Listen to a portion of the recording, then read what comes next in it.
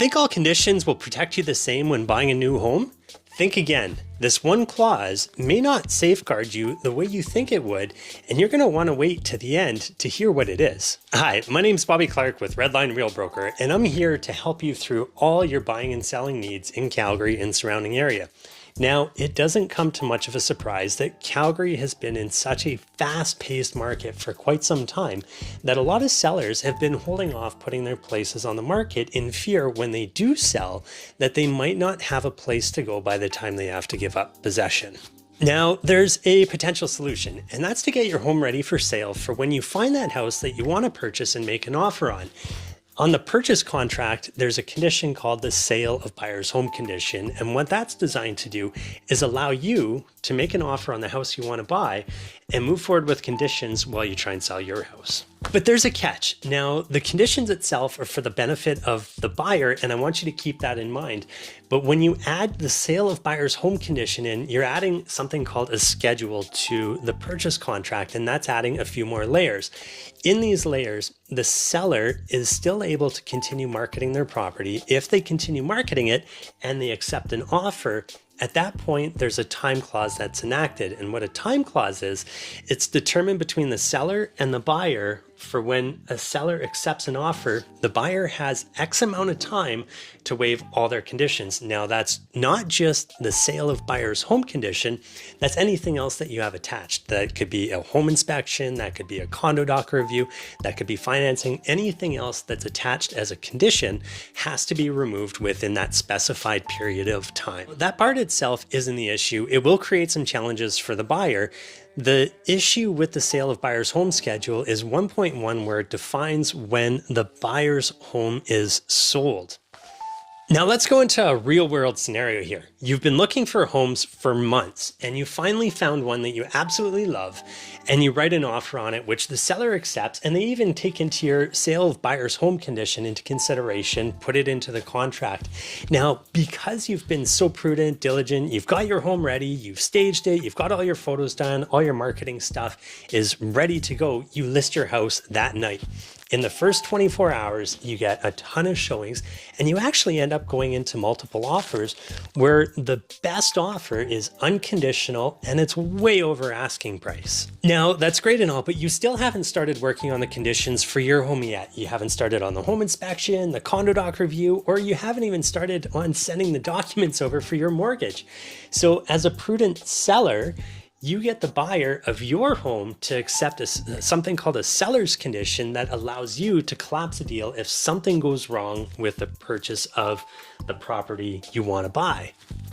Now, you have an unconditional offer from a buyer in a seller's condition, but you can't technically mark your place sold on the MLS for a couple of reasons. One, for board rules, and the second, if you do mark it sold, if you end up going back to the market, anybody else would be able to go back and see what you accepted the offer for, potentially inhibiting what you could get if you came back to the market another time. Going back to the place that you want to buy, now that you have this unconditional offer and you want to relieve the stress, you don't want the seller to continue marketing the place and accept another offer where they enact the time clause and putting undue pressure on yourself, you decide to send them a waiver for the sale of buyer's home condition. You send it over to the seller's realtor. You think everything's good, but the seller's realtor won't confirm receipt. They won't answer your questions, and you're wondering why.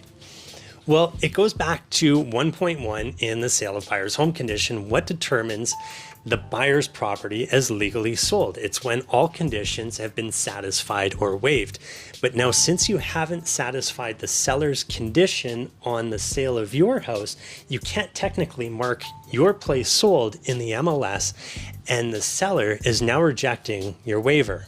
As a buyer, you now have a choice to make. In the purchase contract, it stated that the conditions are for the benefit of the buyer. So what that meant, for financing, home inspection, condo doc review, you could have waived any one of those conditions without actually satisfying them, but you would have taken on the full risk and liability should you have done so. By adding the sale of buyer's home condition in, you added that schedule in, and that defines what the sale of your home now means. So it has to have all conditions waived or satisfied for it to be marked sold. This really tough scenario now. You have this offer on a house that you love, the seller accepted it, but they now rejected your waiver because your house technically now isn't sold, you have a couple options and a couple decisions to make. Do you want to continue going through the process of doing all your due diligence, getting your home inspection, condo doc review done, getting your mortgage approved, hoping that another person doesn't get an accepted offer on the place that you want to buy? Now, if you do go through this route and you get halfway through, you could potentially end up in a situation where, you've spent $500 or $600 on a home inspection, you've spent $500 or $600 on a condo doc review, and maybe another $200 or $300 on an appraisal. Another option is to send a waiver of satisfaction for your conditions on the sale of your place, firming up that deal, and then that would force the seller on the place you're buying to accept your waiver for the sale of buyer's home agreement.